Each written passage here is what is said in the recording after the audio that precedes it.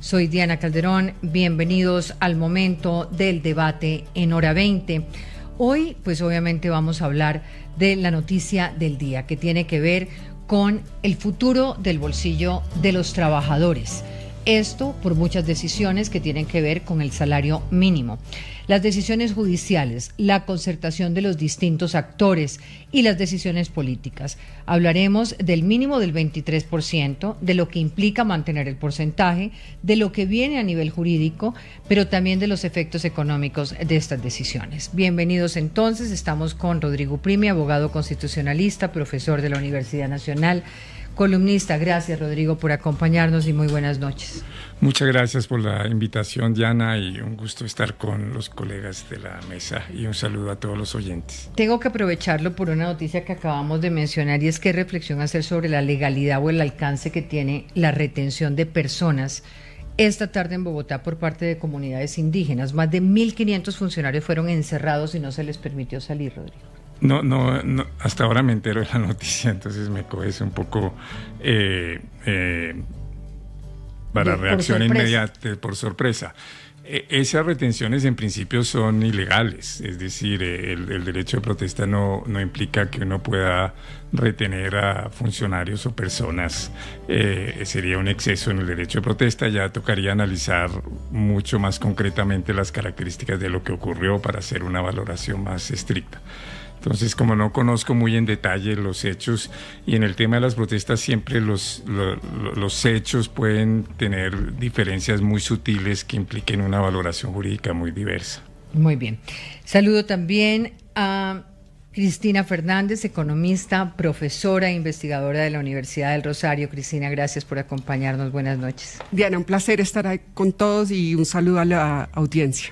Ángel Custodio Cabrera, exministro de Trabajo. Buenas noches. Todavía no está Ángel Custodio. Saludo a Luis Fernando Mejía, consultor independiente, exdirector de Planeación y de Fedesarrollo.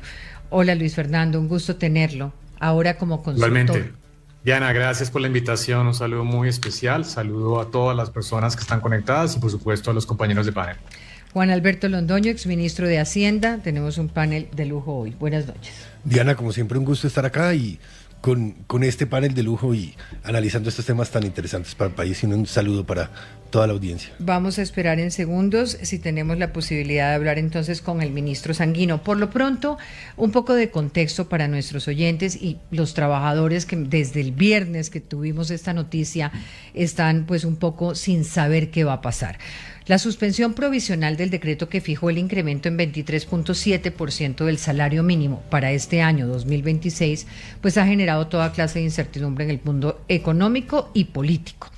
Es una medida de cautela, es una medida cautelar. El Consejo de Estado considera que mientras se hace una evaluación de fondo del incremento, el gobierno debería presentar un nuevo decreto transitorio aplicando criterios establecidos como inflación, productividad, crecimiento, PIB. Sin embargo, en el auto del Consejo de Estado se considera que el gobierno incumplió con esos requisitos y lo hizo, estableció el monto del salario mínimo en 23.7 con base en un estudio de la Organización del Trabajo, Internacional del Trabajo, de la OIT, que plantea el salario mínimo vital, que como les hemos venido contando, pues tiene su base en el número de empleados en un hogar y el costo de vida. Ante ese panorama, el gobierno citó a una mesa de concertación que tuvo lugar en el día de hoy. Esta reunión termina en una especie de consenso entre el gobierno, centrales obreras, sindicatos y gremios para mantener el incremento en 23.7. Sin embargo, no es claro si la justificación, que aparentemente no avaló el Consejo de Estado, será la misma del decreto de diciembre. El presidente Petro anoche en su alocución dijo que ese aumento se va a mantener, que las razones son concretas y que no hay efectos en la generación de empleo, ni en el desempleo, ni inflación. Sin embargo, descargó las responsabilidades en el Banco de la República y dijo fundamentalmente que se debía a las tasas de interés, al aumento en 100 puntos básicos que ha fijado el Banco Central. Así que empecemos. Yo lo primero que tengo que preguntarles al doctor Uprimi, para entender un poco cómo se lee una medida cautelar del Consejo de Estado, y si en su opinión el Consejo de Estado acierta pidiendo un nuevo decreto con justificaciones más completas, o con especificidades, si debía tomar una decisión de fondo y si este auto aumenta la incertidumbre, Rodrigo. Buenas noches nuevamente. Este auto es muy singular.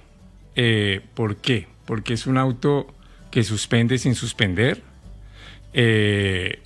porque dice se suspende el decreto que estableció el aumento del 23.7 del salario mínimo, pero se difiere, como se dice técnicamente, los efectos del auto hasta que el gobierno adopte un nuevo decreto en donde se adopte un alza transitoria.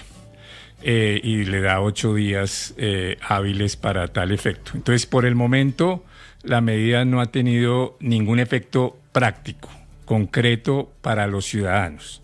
Para las autoridades sí, pero para los ciudadanos no. Sigue vigente el alza del 23.7, los empresarios tienen que pagar esos salarios, etcétera. Y no tiene ningún efecto retroactivo sobre lo que ya se pagó de enero. Entonces, en ese sentido es una suspensión rara, porque cuando el Consejo de Estado, una autoridad administrativa, suspende un acto administrativo, pues el acto administrativo deja de regir, pero suspender para decir reemplácelo por otro es raro. Yo creo que este es un auto muy juicioso, yo no lo comparto, yo discrepo de ese auto, pero creo que es un ejercicio muy juicioso que hizo el magistrado que adoptó este auto, no creo que sea un auto arbitrario. Yo lo comparo con lo que hizo la Corte Constitucional al suspender el decreto de emergencia por la caída de la reforma tributaria, que yo creo que fue arbitrario. La Corte no tenía esa facultad y han pasado 3 semanas y no conocemos ni siquiera el texto que sustenta la suspensión de la declaratoria de emergencia. Aquí inmediatamente, el mismo día que el magistrado suspende el decreto con esos efectos diferidos, o sea, suspendiendo sin suspender, tenemos un texto juicioso de 60 páginas en que justifica la medida. O sea, ha sido, e indudablemente, un juez contencioso administrativo, como el Consejo de Estado, tiene la facultad de suspender, tomar medidas cautelares. Las medidas cautelares son medidas que toma un juez durante el proceso, que no son medidas definitivas, no es la sentencia, no ha dicho esto es nulo, sino yo creo... Con lo cual, si el gobierno entrega lo que el Consejo de Estado pide, el Consejo de Estado entrará a ese estudio para un fallo de fondo. Ahí es donde es raro, porque ahí no queda claro. ¿Por qué? Porque el decreto que está siendo demandado y que se estudia es el decreto de diciembre, llamémoslo decreto 1. Ahora supongamos que hay consenso, concertación, los gremios, los sindicatos ponen lo que ocurrió hoy y sacan un decreto en donde la sustentación es que hubo consenso. Entonces, ¿qué va a hacer el Consejo de Estado? ¿Va a estudiar de fondo en la sentencia el decreto inicial o va a estudiar el decreto transitorio que sustituyó totalmente el decreto inicial? Por eso creo que el juez ahí se enredó porque no encontró una mejor medida cautelar. Para mí la mejor medida cautelar, no sé si el ordenamiento administrativo, contencioso administrativo lo permite, fue haber dicho: considero que usted no dio suficiente explicación del alza del salario mínimo, por consiguiente, antes de que decidamos de fondo, intenten una nueva concertación o den suficiente explicación. Pero esa no fue la medida, entonces tenemos una cierta incertidumbre. Yo creo que en derecho hay un principio... Y por eso no está de acuerdo usted con ese fallo. O sea, a pesar de que sea juicioso, usted no lo comparte en la medida en que no plantea las dos salidas. No, ¿o no necesariamente? No tanto. Yo creo que, aunque yo discrepo ahora es políticamente incorrecto decir que uno está en contra del alza del 23%, pero yo no tengo problema en ser políticamente incorrecto. Yo creo que esa alza, desde el punto de vista...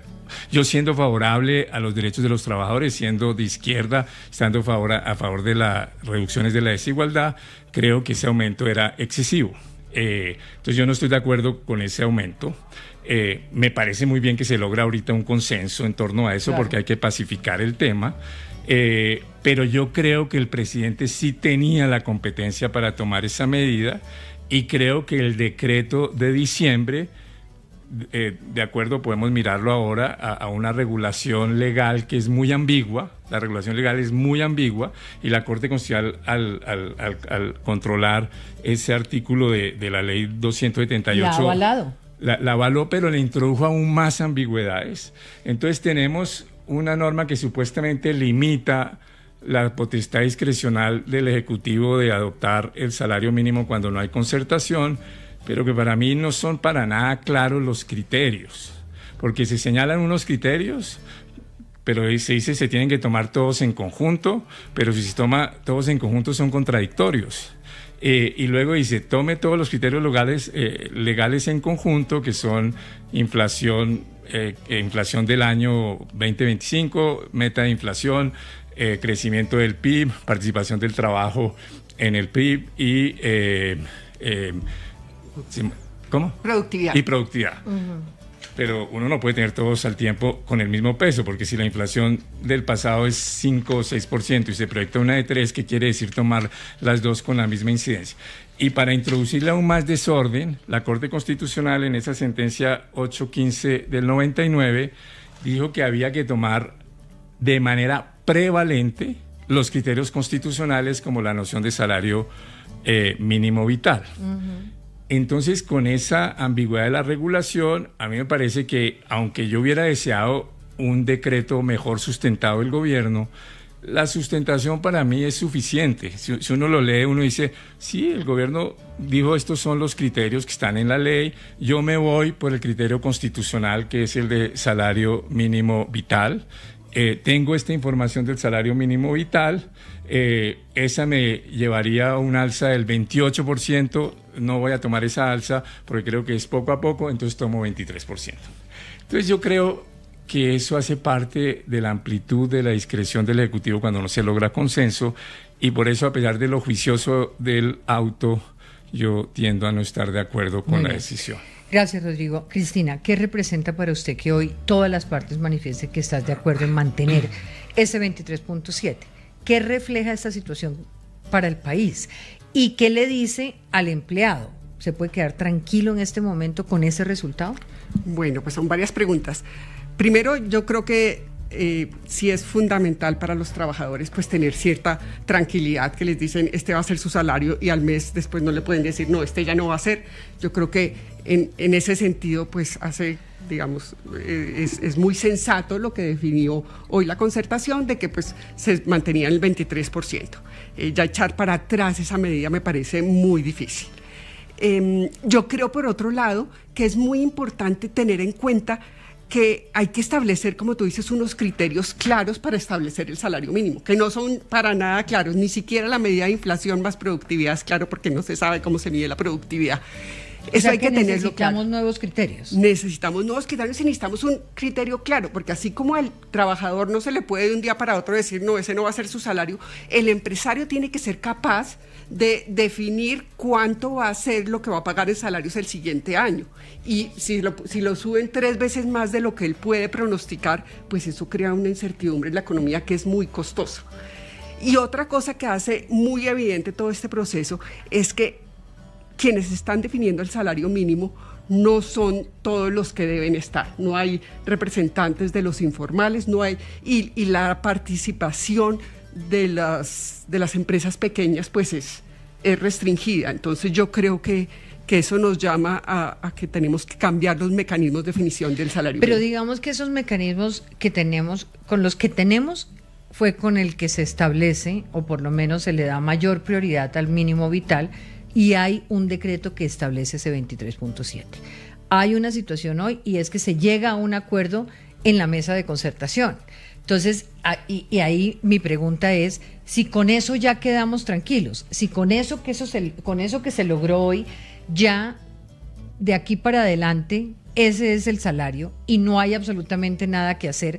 Rodrigo dice hay una zona muy gris ahí, porque entonces el gobierno, ¿qué puede técnicamente presentar distinto para sostener, para poderse mantener en el 23.7, que deje satisfecho a la parte jurídica y que además refleja que hay una concertación?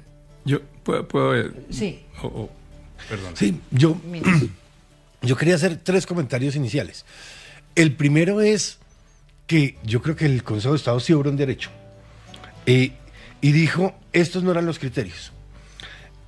¿Por qué? Porque la Corte había dicho, señores, es inflación causada más productividad.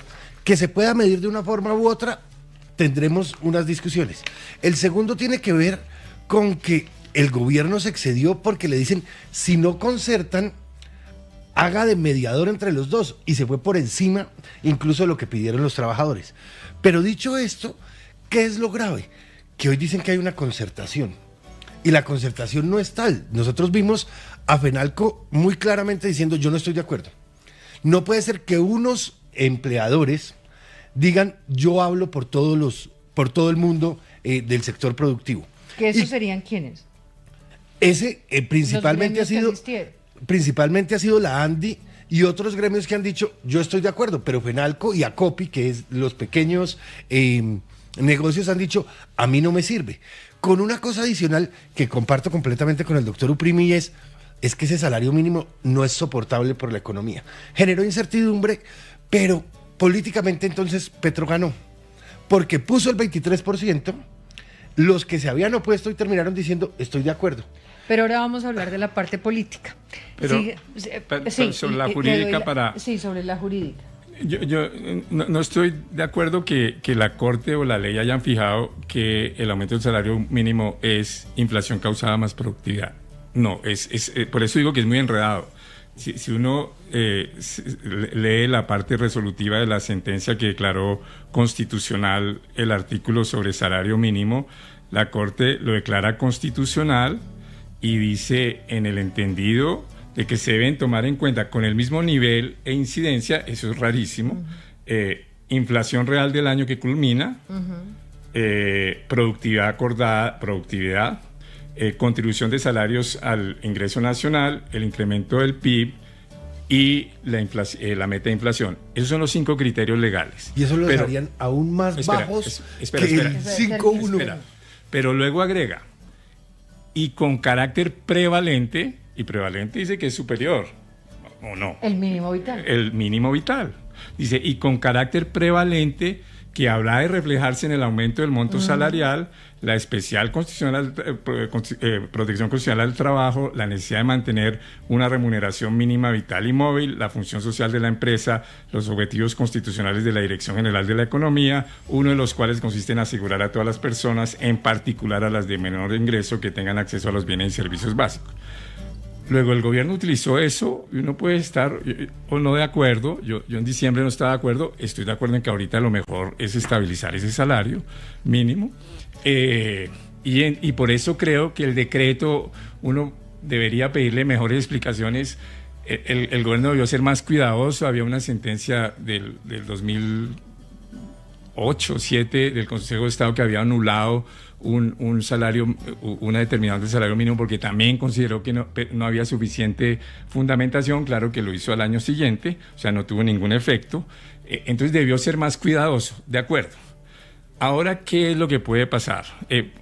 Lo que puede pasar es, yo sí creo, hay un mecanismo para determinar la concertación. La concertación es las distintas partes, empleadores, y tienen un mecanismo de decisión interna, y ahí ellas se ponen de acuerdo. Si no, dicen, la posición es esta, la posición de los empresarios es esta, que ahí, digamos, los pequeños empresarios resulten dominados por los grandes, tiene que ver con el problema que tú planteabas, pero esas son las reglas hoy, y puede que eso se llegue y se diga, esto es consenso, en términos de la ley. Pero ahí es donde entra mi pregunta, Rodrigo. ¿Qué pasa que por más de que haya acuerdo o consenso, en el incremento no se cumplan con los parámetros normativos del Consejo? Yo creo que lo que debería hacer el gobierno es decir, hubo consenso, pero además, para cumplirle al Consejo de Estado, le voy a explicitar y detallar todos los criterios y que haga un mejor decreto.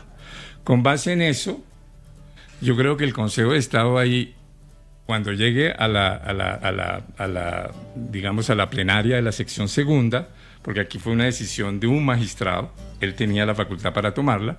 Cuando llegue a la plenaria de la sección segunda, primero valorarán si esa suspensión tenía sustento o no, y puede que los otros digan que no. Si llegan a la conclusión que tenía sustento, yo creo que ahí tienen que aplicar un principio que uno llama prevalencia de lo sustancial y decir, hombre, ya se logró un acuerdo y el acuerdo es este, y por consiguiente, con base en el segundo decreto, lo declaramos válido, por más de que hubiéramos anulado el primero. Eso es muy heterodoxo, porque normalmente si uno anula el decreto fundamental, pues anula todas las medidas. Y no puede revivirlo, no se puede replicar ese decreto. Tengo que hacer una pausa, pero al regreso más preguntas. Espéreme ahí, doctor Mejía, porque tengo muchas preguntas para usted. Ya regresamos. Hablando de salario mínimo, del bolsillo de los trabajadores, Cristina Fernández, Ángel Custodio Cabrera, Luis Fernando Mejía, Juan Alberto Londoño. Quiero plantearle a Mejía y Ángel Custodio, porque aquí hemos escuchado varias cosas. Y para tranquilidad de los trabajadores, hasta el momento la decisión del Consejo de Estado no tiene efectos prácticos en lo que tiene que ver con el salario, con el aumento del 23.7% para ningún trabajador ni para ningún empresario. No por ahora.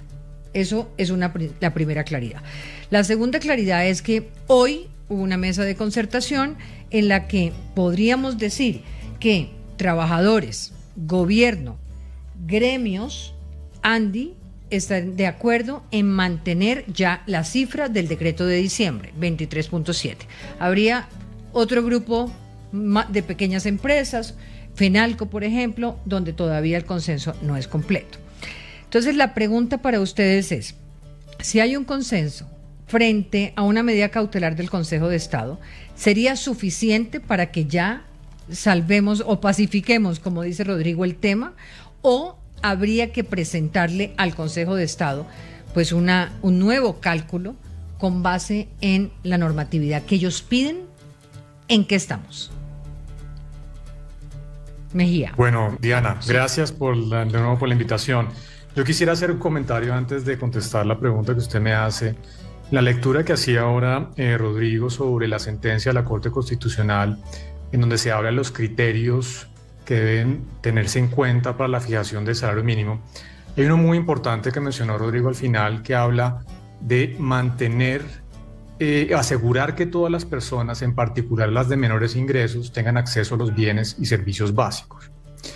Y este es un tema muy de fondo en la discusión que se está dando actualmente, porque una de las consecuencias importantes, negativas, de un aumento de la magnitud que se dio del salario mínimo para este año del 23.7% es el aumento de la inflación. La inflación, ya sabemos, apenas se anuncia el aumento del salario mínimo, la expectativa de inflación para el cierre de este año pasó del 4,5% a más o menos el 6,5%, es decir, aumentó 2 puntos porcentuales. La pregunta entonces, para evaluar un poco los efectos de esta decisión, es si el aumento del salario mínimo del 23% entonces termina protegiendo a las personas de menores ingresos. Y la respuesta es no. ¿Por qué? Porque el 56% de los trabajadores en Colombia, la gran mayoría de ellos, ganan menos de un salario mínimo, son informales. Entonces, cuando el gobierno adopta una decisión de este estilo, que aumenta el salario mínimo en una proporción tan grande, al final termina perjudicando a las personas de menores ingresos, producto del impacto que esa decisión tiene en materia de inflación. Entonces no comparto la lectura de Rodrigo diciendo, yo creo que el gobierno hizo lo que tenía que hacer con base en esos elementos, porque las consecuencias del aumento del salario mínimo pueden ir en contravía de lo que dice la sentencia de la Corte Constitucional, ratifico. Pero eso no lo hace ilegal. Lo que entiendo es que eso no lo hace inconstitucional. Lo que entendería, puedo equivocarme, es que entonces soluciona para un grupo poblacional sin tomar medidas de solución para otro grupo poblacional que está 55% en la informalidad, pues por lo menos urbana. Claro, pero es que estamos hablando de las personas más pobres y vulnerables del país, porque infortunadamente las personas que ganan un salario mínimo no son las personas pobres, ratifico. La mitad de la población en Colombia gana menos de un salario mínimo, todos ellos son informales. Entonces hay que pensar también en las consecuencias que tienen estas medidas en este elemento que hace parte de la sentencia de la Corte Constitucional, es cómo esa decisión afecta a las personas de menores ingresos, en particular en el acceso a sus bienes y servicios básicos, y yo creo que es una discusión muy de fondo que hay que dar. Y yo creo que sí, no es ilegal. Espérame. Ahora bien, frente a la pregunta que usted me hacía, Diana, sobre, bueno, ¿qué va a pasar ahora? Entonces, esto es una expectativa que cuando a mí me preguntaban la semana pasada qué va a pasar, yo creo que era realmente desde el punto de vista político lo más natural, que no iba a haber cambios, ¿no? Realmente esto es lo que está ocurriendo, esta fue la noticia de la mesa de concertación, nadie, digamos, va a pensar que va a haber un cambio del salario mínimo, pero de todas maneras... Pero además porque me imagino que el empresariado todo se organizó para empezar un año con las decisiones gubernamentales, ¿o no? Claro, ya en hecho cumplido y además con una consecuencia política. Imagínense usted ahora los empresarios diciendo que no quieren el aumento del salario mínimo del 23.7% en el contexto de unas elecciones al Congreso y a la Presidencia de la República, pues naturalmente el costo político de ese reversazo nadie lo quiere asumir. Pero fíjese que esto no resuelve el problema, porque yo creo que de todas maneras falta la sentencia final del Consejo de Estado. Tendrá que tomar una decisión de fondo. Esto es una medida cautelar, transitoria, que tendrá que surtirse de manera completa una vez se dé esa sentencia por parte del Consejo de Estado. Y mientras no se dé esa sentencia, podemos discutir los escenarios, pero va a haber incertidumbre. Entonces el llamado, por supuesto, muy respetuoso al Consejo de Estado es que ojalá se puedan pronunciar de fondo lo más rápido posible, claro, para evitar que continúe la incertidumbre en materia laboral. Muy bien, doctor Ángel Custodio, ya le doy la palabra al doctor Uprime. Bueno, primero que todo, muy buenas noches. Diana, gracias por la invitación y me disculpan por haber llegado un poquito tarde. Bueno, este es uno de los temas que a uno lo sorprende muchísimo y hay que dividirlo, como lo ha expresado el doctor Uprime y el doctor Luis Fernando Mejía y Juan Alberto y la doctora Cristina. En primer lugar, el tema jurídico. ¿Esto de dónde surge? Pues unas demandas de unos ciudadanos que piden la suspensión del decreto. Y entonces el Consejo de Estado analiza los elementos que presentaron y concluye y lo suspende. Cuando uno mira por qué fue que lo suspendió, mira los elementos y el Consejo de Estado, el magistrado a veces quiere hacer la tarea del gobierno y a veces no. ¿En qué sentido? Porque llega y dice, vamos a revisar todos los elementos, los coloca y sin embargo coloca el tema del mínimo vital y coloca también los otros elementos que están impresos en la ley 278 e invita a que rápidamente se produzca un nuevo decreto. ¿Qué pasa en la práctica? En diciembre, cuando se hacen todos los presupuestos de todas las empresas de Colombia, lo hacen con el salario mínimo de 23.7%. Por eso cuando hoy lo citan a la mesa de concertación, pues todo el mundo ya lo hizo en sus presupuestos. Y el gobierno creo que de antemano lo sabía. Y por eso simplemente llena y dice, ya aprobado el 23.7, hay concertación, exceptuando ACOPI y FENALCO. Me llama la atención de ACOPI que mantenga su posición en el sentido de que la pequeña y mediana empresa es la más perjudicada en este tipo de decisiones. El gobierno, y quiero colocar en este debate unos temas que el gobierno siempre utiliza, es que la OIT le hizo el estudio. Primero que todo, un estudio de la OIT no es reglado para esta toma de decisiones. El acuerdo 131.095 de la OIT que hable es que todas las empresas tienen que tener un salario, no un salario vital y demás que aparece en la Constitución en este elemento, y por lo tanto yo a veces digo que el gobierno entra, lo jurídico va a jugar, y recordemos, doctor Uprime, cuando uno firma un decreto, doctor Juan Alberto, uno prepara una carpeta que se llama memoria justificada. Y el magistrado llega y dice, la memoria justificada que me presentaron para este decreto no cumple con todos los requisitos. ¿Por qué? Porque los cálculos económicos... ¿Qué fue lo que hizo el magistrado? Eso fue lo que hizo el magistrado. Claro, por eso digo, una demanda y revisa la memoria justificada, porque así se llama técnicamente lo que uno prepara como ministro cuando firma un decreto, y es lo que revisa él, y él no encuentra los elementos para esa cifra del 23.7. Y la concertación, rápidamente porque se nos acaba tiempo, y la concertación que se ha dado hoy no es suficiente para salvar el tema. Yo no creo, pero el magistrado va a tener lo siguiente: políticamente todo el mundo va a decir 23.7, exceptuando FENALCO y ACOPI. y acuérdese que ese es un tema de mayorías y la decisión sigue teniendo el gobierno, entonces va a producir tu decreto con el mismo 23.7%. Así de sencillo, políticamente. Pedía la palabra un segundo para poder preguntarle a Cristina. No, solo un tema de lo que dijo Luis Fernando. Yo creo que el planteamiento de Luis Fernando es muy complicado en términos de control judicial. O sea, le vamos a dar a los jueces la facultad de prever las consecuencias de una medida y a partir de prever esas consecuencias de esa medida anularla. O sea, que pasado mañana un presidente establezca un salario mínimo de tanto y un juez diga no, pero eso va a tener la consecuencia de aumentar la inflación y aumentar el desempleo y por eso lo tumbo. Eso me parece muy complicado. Eso es trasladarle un poder decisorio a los jueces muy complicado. Aquí el juez en materia económica tiene que ser deferente con las autoridades políticas. Ellas son las que tienen la legitimidad democrática para tomar decisiones. Los jueces pueden controlar los excesos de irrazonabilidad o que sean discriminatorias, pero no pongamos a los jueces a medir consecuencias de decisiones de política económica, porque eso sí mete a los jueces en el centro de los debates de política económica. Yo no creo que eso sea muy conveniente para una democracia. Muy bien. Cristina, ¿es posible establecer hasta el momento cuál ha sido el impacto real del mínimo en temas como inflación, como crecimiento? El gobierno ha dicho que es culpa del Banco de la República, le tira la pelota, dice que es por el aumento de las tasas de interés. Fenalco habla de 700.000 empleos en riesgo. ¿Es realmente posible establecer a esta fecha esas consecuencias? No, aún no, porque entre otras las cifras del DANE pues no están tan actualizadas y eso es parte del problema, que se van a ver cuando ya sea demasiado tarde. Entonces, pero pues por ejemplo si podemos ver las expectativas de inflación que aumentaron en 2 puntos porcentuales pues de la noche a la mañana y se pueden atribuir, digamos, directamente al aumento en el salario mínimo. Entonces, no se puede saber, pero definitivamente, como dijo Luis Fernando, los efectos sobre los trabajadores independientes, sobre los trabajadores informales, son grandísimos. Y un efecto que es muy importante es que los trabajadores independientes, digamos, fui a hacerme las uñas, y entonces, no, la señora no volvió. ¿Por qué? Porque ellos tienen que demostrar que son formales. Y para demostrar que son formales, antes tenían que pagar más o menos 450.000 pesos, ahora son 580.000 pesos.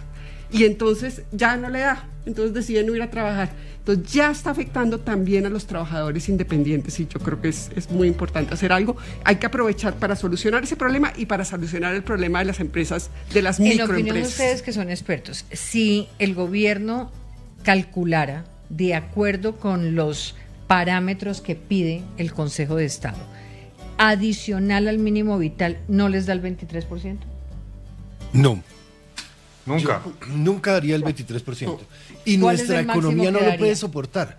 Pero olvídese de lo que puede soportar. ¿Cuánto le daría? El cálculo con... Es que no hay... 8. Es que lo que yo creo es que la ley no establece unos marcos máximos y mínimos del aumento del salario mínimo, porque la ley, después de la sentencia de la Corte, es un enredo. Y por eso era lo que Cristina decía, que necesitábamos Diana, voy a decir una cosa muy diferentes. fea, y es que nuestro salario mínimo, antes de este 23%, ya era muy alto. Y nosotros tenemos que Pero entender, era muy alto, digamos... para la sociedad, porque cuando estamos hablando de un salario mínimo, estamos diciendo que eso debería ser lo que la mayoría de los trabajadores o todos los trabajadores deberían ganarse. Y cuando tenemos un 55, 56% de las personas que no llegan a eso, ahora, es que estamos poniendo unas cargas muy altas para llegar a la formalidad. Doctor Mejía. Sí, entonces, a ver, dos temas ahí muy rápido. Lo primero es, frente al comentario de Rodrigo, y un poco, esto no implica que deba haber un control micro detallado por parte de los jueces sobre las decisiones económicas, por supuesto. Pero estamos hablando de un aumento del salario mínimo que superó la inflación por 17 puntos porcentuales. No estamos hablando de una cosa pequeña, marginal. Esto puede tener consecuencias muy profundas, negativas en materia de inflación, informalidad, desempleo. Entonces yo creo que ahí tenemos que discutir realmente si eventualmente pues, puede haber un control por parte de los jueces, en este caso del Consejo de Estado, por un lado.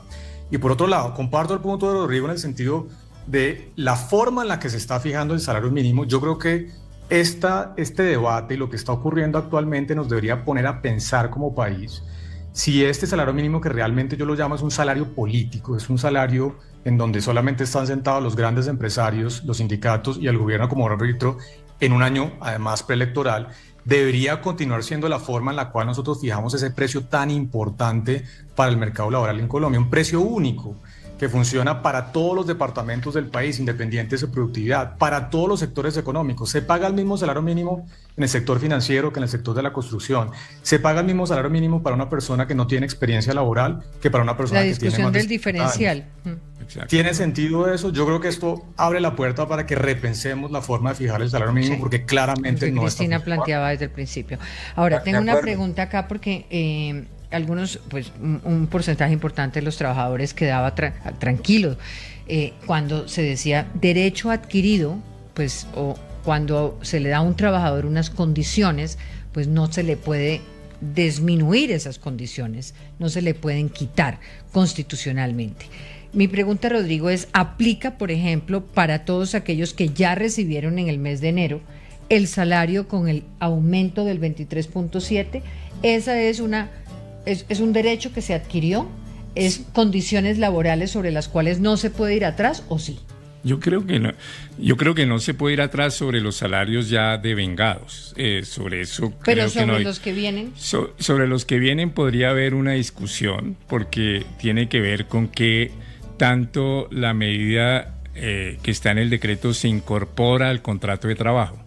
Es decir, las personas tienen, les vamos a pagar el salario mínimo, y entonces algunos pueden alegar, en el momento en que se fijó el salario mínimo, eso ya quedó incorporado en mi contrato de trabajo, y una ley posterior y una decisión judicial posterior no me lo puede revocar, no me lo puede afectar. Entonces puede haber esa tesis, o la tesis de los que dicen los efectos de una declaración de nulidad del Consejo de Estado suele tener efectos hacia atrás y por consiguiente podría afectar los contratos de trabajo.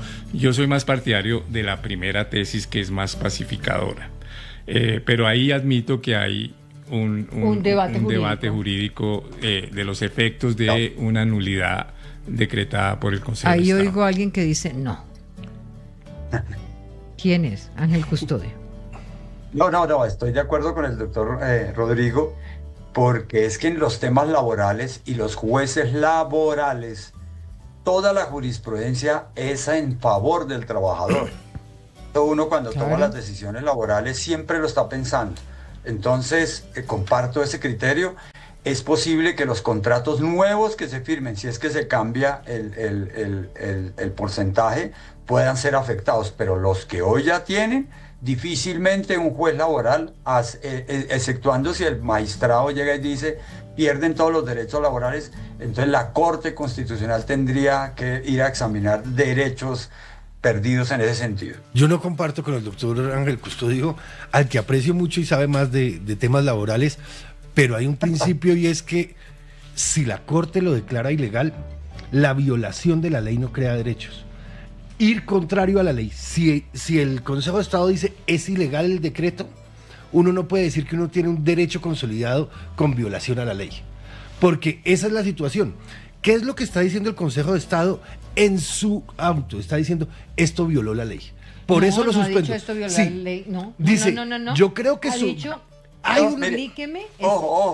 Cuando suspende, para suspender hay un precepto, y es, se ve en principio, porque no he terminado la decisión, claro, una violación de la ley. Si hay un fallo, por eso estoy diciendo, si hay un fallo definitivo que dice si violó la ley, eso es otra cosa. En ese momento no pueden decir que se creó un derecho y que es un derecho adquirido. Si llega a haber un fallo de fondo. Ahora, aquí una última pregunta para los economistas. Se dio a conocer hoy la cifra de crecimiento 2.6 para el 2025. Esta cifra estuvo por debajo de lo que esperaban gremios, centros comerciales, que se movía entre 2.8 y 3%. ¿Qué significa para los colombianos que la economía creciera 2.6? ¿Eso se traduce y qué síntomas nos muestra? Sí, sin duda Cristina. Es un crecimiento más bajo de lo que se estaba esperando. Y eso también, digamos, nos va a mostrar que el problema del salario mínimo va a ser aún más fuerte, porque las empresas, digamos, están teniendo estos problemas económicos para mantener su empleo, y eso nos va a llevar a un PIB aún menor en el siguiente trimestre. Entonces yo creo que es realmente preocupante. Yo tengo un comentario adicional muy grande, pero muy chiquito. nos ajustaron también el crecimiento del año pasado. Nosotros teníamos un crecimiento del PIB de 2024 de 1.7 y en el dato del DANE de este año nos dicen 1.5. Entonces cada vez la brecha de nuestro crecimiento económico con esa inflación que estamos teniendo y que se está causando por este salario mínimo y con todo lo que estamos viendo, no sabemos si es mucho más grande y los efectos son muy altos. Acaban de pagar un salario, o sea... Pero las expectativas, que es lo que dicen, y que el doctor Mejía decía, son 2 puntos más. No son 2 puntos más. Es el 50% sobre lo que se creía iba a ser la inflación para este año. Porque la inflación proyectada para este año era del 4.5 y se fue al 6. Es 50% más de la que se estaba esperando y eso es un efecto grandísimo que vamos a sufrir todos y sobre todo los que están en la informalidad. Diana, muy bien, comentarios sobre el tema de crecimiento. Entonces, sí, un poquito por debajo, preocupa un poco el cuarto trimestre que fue, digamos, 2.3, se había estimado un 2.8 por parte del mercado, así que ahí queda un poco la deceleración frente a lo que era la expectativa del mercado. Pero mire, lo más preocupante no es que la economía haya crecido 2.6 frente a una expectativa del 2.8 o 2.9 por parte del mercado. Lo más grave que está pasando es el comportamiento de la inversión. La inversión en el último trimestre cayó 2,9% y eso generó que Colombia en el 2025 cerrara con una tasa de inversión del 16%, que es la más baja en al menos 2 décadas, 16%. ¿Por qué es una preocupación? Porque la inversión es la fuente de la capacidad de expansión productiva de cualquier economía. Eso es lo que permite aumentar el crecimiento económico. Y en los últimos 3 años la inversión ha estado alrededor del 16%, un poquito por encima, ya en el 2025 exactamente el 16%. No sorprende entonces que la economía no haya podido superar ese crecimiento del 3% que había sido el estándar de largo plazo en la economía colombiana. Así que yo diría 2 retos fundamentales en materia económica para el próximo gobierno. El tema fiscal, que es muy delicado, y segundo, el aumento de la tasa de inversión. Si Colombia no logra subir la tasa de inversión por encima del 20%, no vamos a lograr aumentar el ritmo de crecimiento económico del país. Pues se nos acabó el tiempo, pero gracias a ustedes por estar en Hora 20.